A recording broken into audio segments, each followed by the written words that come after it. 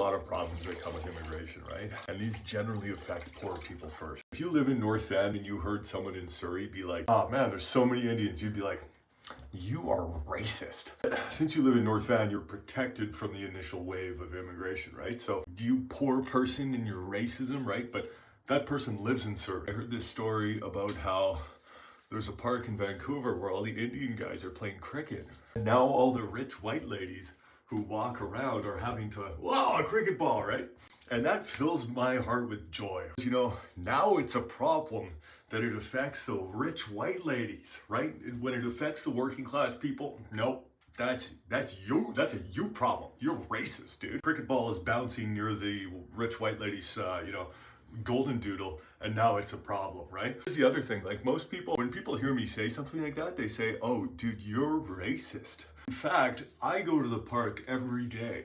We have groups of Indian guys playing cricket. If they weren't there, no one would be playing in the park. Canadian kids are inside, and when they play sports, it's organized. You know, the parents have paid $700 for some guy who never played the sport at a high level to teach their son how to play, and it makes the kid, it's a job for the kid, right? They're not just playing, it's a job. Even if they suck, they have to like play as if they're like, you know, some superstars. Come on, a couple more reps. Pathetic, right?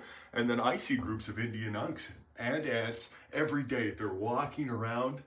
I say, hey, what's up? I know all their names. I see all the, you know, the aunties. Hey, how are you? Good to see you. Oh, you guys are very fast paced today. Yes. I love seeing them. When I see Canadians walking around, this is how it is. Hi. They're all by themselves. If the Indian guys weren't playing cricket, there'd be nobody in the park. I've never seen Canadian kids in the park playing when it isn't organized. A lot of people are like, oh, you're racist.